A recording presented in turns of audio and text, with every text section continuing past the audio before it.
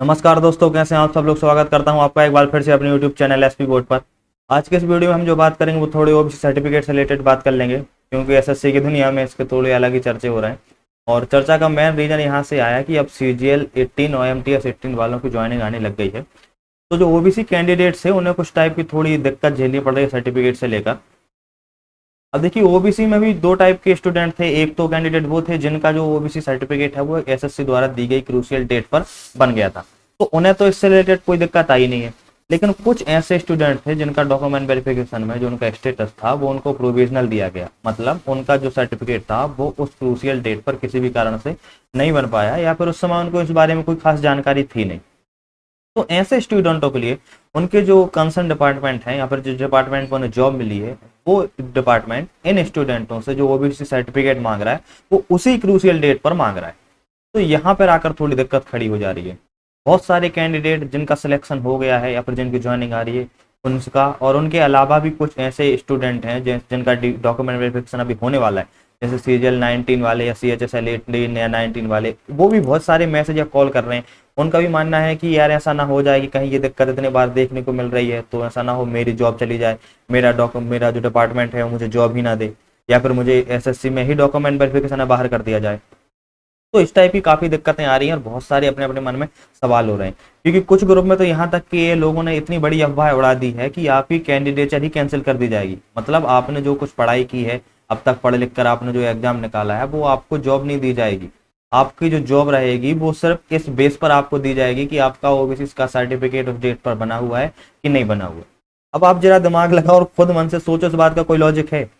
क्या ये संभव है कि आपने जो मेहनत की वो सारी वेस्ट है सिर्फ अगर आपके पास वो एक पर्चा है या फिर जैसे सर्टिफिकेट बोलेंगे वो आपका उस डेट पर है तो ठीक है, नहीं तो आपकी सारी मेहनत बेकार गई। चाहे आप रैंक लेकर पास हुए हो, चाहे आप कुछ भी हो, आप मतलब सीधी सी बात है सिर्फ उस पर्चे की वैल्यू है। इनका कहने का मतलब तो यही हो रहा है जो ये अब्बा जो लोग उड़ा रहे हैं। तो इसलिए मेरा थोड़ा वीडियो बनाना बहुत ज़्यादा जरूरी हो गया, क्योंकि अब जो स्टूडेंट जिनका CAGL अगला भी 20 का एग्जाम है वो भी बहुत ज़्यादा पैनिक हो रहे हैं, क्योंकि अभी उनका एग्जाम पढ़ने का समय है, कुछ दिन बाद, हफ्ता 10 दिन बाद पेपर आ रहे हैं, लेकिन उनके दिमाग में यही बात घूम रही है। उन्होंने भी कुछ कुछ स्टूडेंट ऐसे हैं जिनने भी नहीं बनवा पाया सर्टिफिकेट, तो वो बोल रहे हैं भाई मेरा तो पढ़ाई में मन ही नहीं लग रहा है, सारा दिमाग तो मेरा वहीं है, एकदम से बहुत ज़्यादा घबराहट हो रही है कि ऐसा ना हो मुझे ही बाहर कर दें। तो उनके लिए, ऐसे स्टूडेंटों के लिए मैंने ये आज सोचा ही जल्दी से फटाफट 5-10 मिनट में एक छोटा सा वीडियो बना देता हूँ और सारी क्वारीज जितनी भी हैं सबका एक तरफ से आंसर कर दूँ, और कोशिश रहेगी कि सबका एक तरीके से एक प्रॉपर सॉल्यूशन भी दे दिया जाए विथ प्रूफ। ठीक है, तो सबसे पहले मैं यहाँ से स्टार्ट करता हूँ कि प्रोविजनल केस है क्या, क्या क्रूशियल डेट। देखिए, एसएससी का प्रोविजनल केस का ऐसा है कि ये स्पेशली ओबीसी सर्टिफिकेट वालों के लिए थोड़ा ज़्यादा हो जाता है। देखिए, जब आप डॉक्यूमेंट वेरिफिकेशन कराने जाते हैं एसएससी में, जब आपका फाइनल सिलेक्शन हो गया हो या फिर रिजल्ट आने से पहले आपके सारे डॉक्यूमेंट चेक करती है एसएससी कि आपके सारे डॉक्यूमेंट सही हैं कि नहीं, ऐसा तो नहीं कोई आपने फर्जी बनवा के रखा है। तो उस समय आपको मार्कशीट वगैरह ले जानी होती है, या फिर जो भी सर्टिफिकेट आपके 10th-12th में जो सर्टिफिकेट होते हैं, आपकी जो डिग्री होती है, सारी सेमेस्टर की मार्कशीट, आईडी प्रूफ, ये सब चीज़ें ले जाती हैं। इसके साथ ही साथ वो आपका कास्ट सर्टिफिकेट ही मांगते हैं कि किस कास्ट को आप बिलोंग करते हैं, जैसे एसटी, एससी और ओबीसी। तो एसटी एससी वालों के लिए तो कोई दिक्कत होती नहीं है, क्योंकि उनके साथ कुछ ऐसा लफड़ा नहीं होता है कि आप क्रीम लेयर या नॉन क्रीम लेयर का कुछ भी ऐसा फॉर्मूला अप्लाई नहीं होता। ओबीसी वालों के लिए थोड़ी दिक्कत वाली बात हो जाती है, क्योंकि ओबीसी में भी दो टाइप के कैंडिडेट होते हैं। एक कैंडिडेट तो वो होते हैं जिनकी एनुअल इनकम, जिनकी फैमिली की इनकम 8 लाख से ज्यादा है, तो ऐसे स्टूडेंटों को तो क्रीमिनल ईयर में डाल दिया जाता है। क्रीमिनल ईयर का मतलब अब उनका जो कैंडिडेचर है या फिर जो वो कैटेगरी रहेगी उनकी अब जनरल कैटेगरी रहेगी, यहाँ पे वो ओबीसी में काउंट नहीं किए जाएंगे।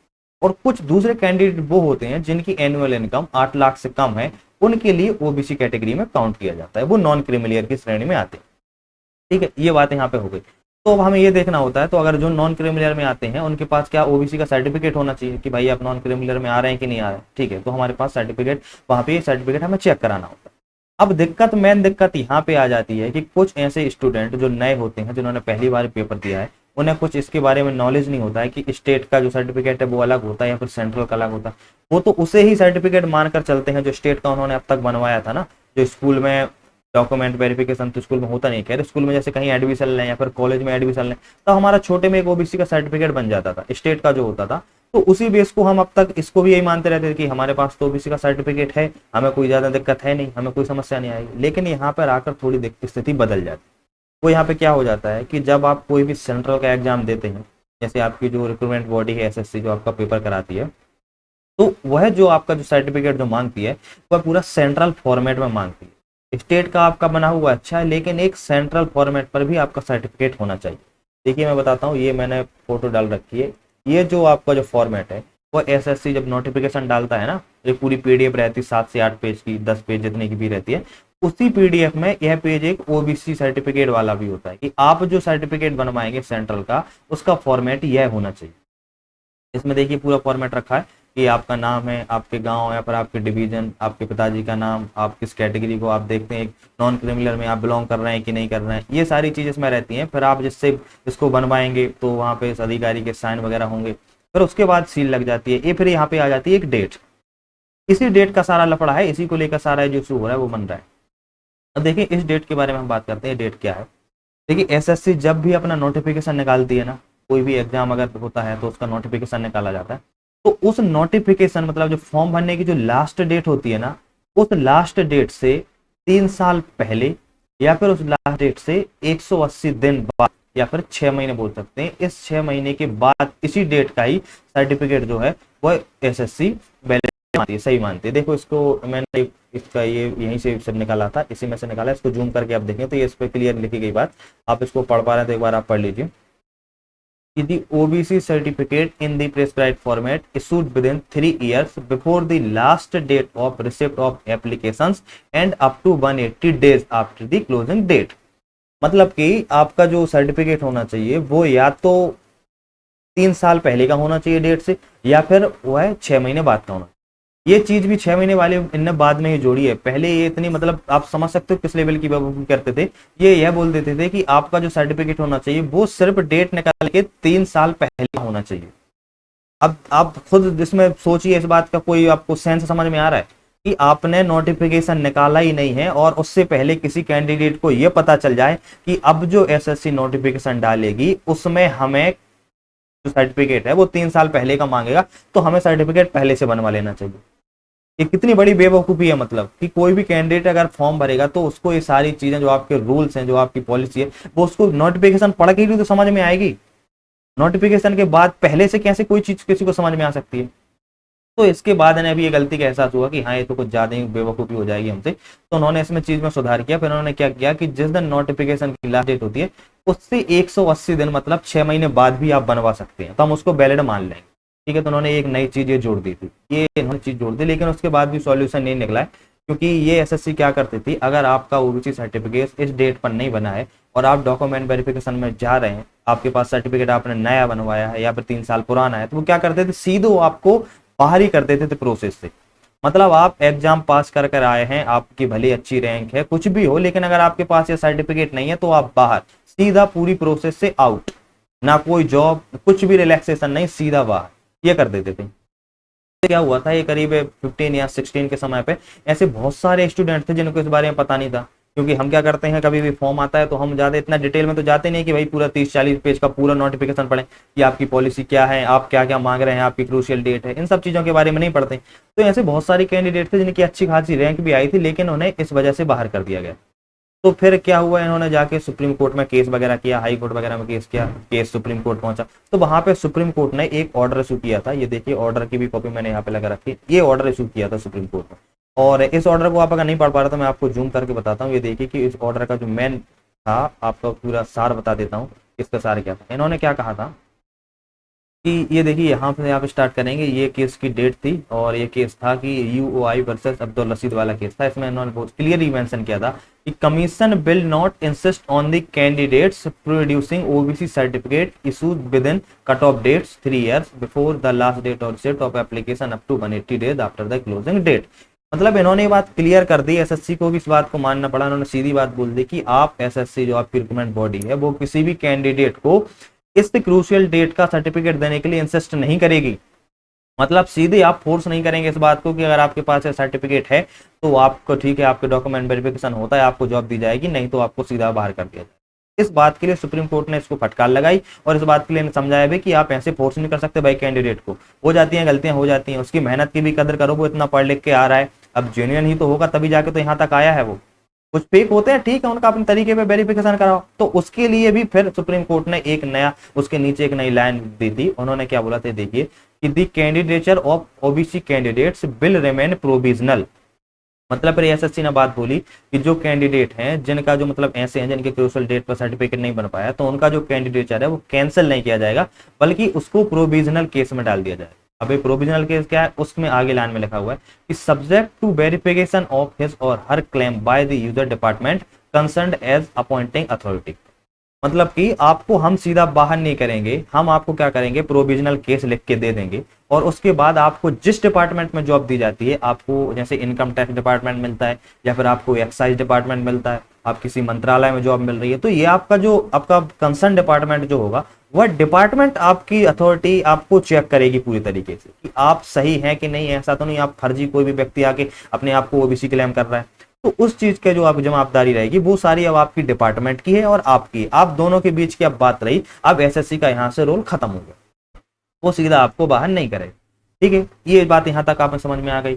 तो उसके बाद ऐसी कैंडिडेट जिनका उस समय पर सर्टिफिकेट नहीं था, तो उनको उनके जो स्टेटस है उनमें उनको प्रोविजनल लिख के दे दिया गया। ठीक है, और जिन कैंडिडेट का सर्टिफिकेट उस डेट का था, तो उनको सीधा की जो स्टेटस था वो क्लियर दे दिया गया कि मतलब इनका सब कुछ सही पाया गया, ये पूरे तरीके से क्लियर है। और जिनका उस डेट पर नहीं रहा है, तो उनको प्रोविजनल दे दिया कि भाई अब तुम जानो और तुम्हारा डिपार्टमेंट जाने। अब दोनों के बीच की बात। ठीक है, तो ये आंसर तो हो गया उन लोगों के लिए जिनका मानना है कि मेरा अगर सर्टिफिकेट नहीं है, मुझे ऐसा ना हो कि भाई डॉक्यूमेंट वेरिफिकेशन में एसएससी मुझे बाहर कर दे। तो आपको बता देता हूँ, एसएससी आपको बाहर नहीं करेगी। आपको क्या होगा, आपका सर्टिफिकेट नहीं है तो आप नया बनवा लीजिए, अभी टाइम है। आपका डॉक्यूमेंट वेरिफिकेशन के समय के पहले अभी आपको टाइम है, तो उस समय आप नया बनवा लेंगे। इससे क्या होगा, आपको एसएससी प्रोविजनल केस में डाल देगी, आप एसएससी से फ्री हो गए। अब आपकी जो बात जाएगी वो जाएगी सीधे डिपार्टमेंट। ठीक है, ये पहली क्वारी का तो आपको सॉल्यूशन दे दिया। अब दूसरी बात जो आती है, जो ऐसे कैंडिडेट हैं जिनकी ज्वाइनिंग आ रही है, उन्हें आने में दिक्कत हो रही है, मतलब उनका जो डिपार्टमेंट है वह उसी चीज को लेकर सर्टिफिकेट मांग रहा है कि उसी डेट का होना चाहिए। तो उसके लिए क्या है, उसके लिए मैंने बहुत सारे कुछ ऐसे सीनियर लोग भी हैं जिनका पहले प्रोविजनल केस रहा था, या फिर उनको बाद में जॉब देने में थोड़ी बहुत दिक्कत आई, बाद में हालांकि उनको जॉब मिल गई है। अभी तक मैंने जितनी रिसर्च की है उसमें मुझे यही सुनने में मिला है कि ऐसा कोई भी कैंडिडेट नहीं देखा गया है कि जिसको इस वजह से जॉब ना दी गई, तो डिपार्टमेंट ने या फिर जॉब देने से मना कर दिया। वो कहीं ना कहीं जाके उस चीज का सॉल्यूशन निकला ही है। देखिए, अब मेरी नज़र में सॉल्यूशन एक ही हो सकता है, ऐसा मेरा पर्सनल मानना है। हो सकता है ये चीज ना क्लियर हो, लेकिन मैं कोशिश कर रहा हूँ कि अभी और बहुत सारे जितने भी सीनियर रहे या फिर जो दोस्त हैं जिनका प्रोविजनल सर्टिफिकेट केस था लेकिन बाद में उनके लिए क्लियर कर दिया गया, जॉब दे दी गई, उनसे मैं लगातार संपर्क में हूँ। और जब एमटीएस है अभी की इनकी ज्वाइनिंग चल रही है, तो उनके लिए तो मेरा अभी एक ही सजेशन है। हालांकि मैं कोशिश करूंगा कि एक दो दिन में चीजें क्लियर करके वीडियो बना दूं, लेकिन फिर भी आप एक चीज देख लीजिए। उनके लिए मेरा सिर्फ यही बोलना है कि आप क्या कीजिए, आपका जो स्टेट का जो सर्टिफिकेट है आप उसको लेके जाइए डॉक्यूमेंट वेरिफिकेशन में। ठीक है, उसके साथ ही जो आपका प्रोविजनल का जो आपने सर्टिफिकेट डॉक्यूमेंट वेरिफिकेशन के टाइम एसएससी में दिखाया था, आप उसको लेके जाइए। उसके साथ ही अगर आपको हो सकता है तो कोशिश करिए आप एक नया एक और बनवा लें, अभी का रिसेंट लेके अभी का बनवा लें, तो आप बैकअप के तौर पर इसको रख लीजिए। तो इससे क्या होगा, जब आप इतना ज्यादा प्रूफ देंगे तो वो आपको हो सकता है आपकी रिक्वेस्ट को मान लें। और अगर नहीं भी मानते हैं तो आप उनसे बोलना कि सर अब बैक डेट पर जाकर तो बनवाना पॉसिबल है नहीं। तो आप क्या कर सकते हैं, आप ऐसा कुछ कर दीजिए कि आप चाहें तो जैसे मेरी अथॉरिटी है, कोई भी आपको लगता है कि कोई भी एसडीएम है या फिर हमारे एरिया का जो तहसीलदार नायब तहसीलदार है, पटवारी है, या फिर आपको लगता है पंचायत से भी कुछ लिख के बाहर के लाना है, तो आप ऐसा कुछ बता दीजिए एक प्रोसेस कि भाई मैं ये करके ले आऊँ, कि यहीं कहीं से भी लिखवा ले आऊँ कि उस समय पर जो मेरे जो सर्टिफिकेट ओबीसी जो मैंने बनवाया वो मेरा वैलिड है और उस समय पर मैं ओबीसी में ही आता था। तो ऐसा कुछ वो आपको सॉल्यूशन देंगे। आप जो कुछ करने के लिए बोलते हैं आप ऐसा इसका एक सॉल्यूशन निकाल सकते हैं। हालांकि मैं एक पूरी तरीके से उन लोगों के ज्यादा संपर्क में अब उनसे मिल नहीं पा रहा हूँ, लेकिन जैसे ही जल्दी आज या कल में पूरी चीजें हो जाएंगी तो मैं आपको बता दूंगा कि कैसे जो पुराने बच्चे थे जिनका भी प्रोविजनल था लेकिन उन्हें जॉब मिल गई, तो उनने क्या सॉल्यूशन निकाला, किस कैसे रिक्वेस्ट करी या फिर किस तरीके से सारी चीजें करवा के वो लाए। मैं इसके लिए बहुत ही जल्दी वीडियो बना दूंगा, एक ही दो दिन में। अब मैं बात करता हूँ उन कैंडिडेट की जिनका CGL 20 का एग्जाम है, लेकिन अब तक वो इस बारे में कुछ जानते नहीं थे कि सर्टिफिकेट क्या होता है, कैसे ये बनता है। तो उनके लिए मैं बता देना चाहता हूँ बिल्कुल थोड़े शॉर्ट में। ये देखिए, ये जो मैंने आपको एसएससी का जो फॉर्मेट दिया, इस फॉर्मेट को आप देखिए। इसको आपको क्या करना है, आपका जो नोटिफिकेशन है उसी नोटिफिकेशन से आपको इस फॉर्मेट को निकाल लेना है। ठीक है, उसके बाद आपकी जो तहसील है, आपको तहसील में जाना है, वहां पे आपकी जो अथॉरिटी या कोई अधिकारी होगा, उस अधिकारी को आपको जो आपका स्टेट का है ना सर्टिफिकेट, उसी सर्टिफिकेट के बेस पर वो इसको बना देंगे। लेकिन सिर्फ आपको एक बात याद रखना है कि आपको जिस भी अधिकारी से बनवाना है वो अधिकारी तहसीलदार की जो पोस्ट होती है उस पोस्ट से ऊपर का ही अधिकारी होना चाहिए। उससे जो नीचे की पोस्ट जैसे नायब तहसीलदार है या फिर तहसीलदार है, तो इनका जो आप इनसे बनवा के लाएंगे तो उसको एसएससी या फिर आपका कोई भी डिपार्टमेंट उसको वैलिड नहीं मानेगा, क्योंकि उनका सीधा ही क्लियर मेंशन किया गया है कि आपका कोई भी अधिकारी इस लेवल का होना चाहिए। तो अब अगर आप चाहें तो एसडीएम से भी इस सर्टिफिकेट को बनवा लीजिए। अब आप बनवा लीजिए, जिससे आपको वहां पे कम से कम आप डॉक्यूमेंट वेरिफिकेशन में तो जाएंगे, एसएससी से सारा खेल खत्म हो जाए। मेन आपको जो दिक्कत आएगी वो केवल एसएससी तक ही आएगी, क्योंकि ये थोड़े इनके ज्यादा नाटक होते हैं, इनको डिपार्टमेंट से ज्यादा नहीं आता, क्योंकि डिपार्टमेंट भी अपने ऐसा कोई नहीं चाहता कि अब जो कैंडिडेट या फिर जो हमारा एक स्टाफ हो गया, आप उस स्टाफ के आदमी ही हो जाएंगे एक तरह से अगर आपको जॉब मिलती है। तो कोई भी डिपार्टमेंट नहीं चाहेगा कि मैं अपने स्टाफ के साथ ऐसे गलत करूं या फिर किसी को छोटी सी बात की वजह से बाहर कर दूं। आप सिर्फ इस बात की याद रखिए कि आपके पास कम से कम एटलीस्ट एक सर्टिफिकेट तो होना चाहिए जो आप वहां पे जाके दिखा सकते। ठीक है, तो यही आज की वीडियो मुझे मैंने मानना इतना ही था। अगर आपको ये भाई मेरी बात समझ में आ गई तो आप समझ जाइए, कोई आगे टेंशन मत लीजिए। बाकी अब आप अपनी तैयारी जारी रखें, ज्यादा आपका जो यहाँ पे पूरा ध्यान है वो तो आपकी तैयारी पे होना चाहिए कि आपको कैसे ना कैसे करके अपने पेपर में अच्छे मार्क्स लेके आए। जब आपके एग्जाम में अच्छे मार्क्स आएंगे तभी जाकर तो आप डॉक्यूमेंट वेरिफिकेशन करवा पाएंगे।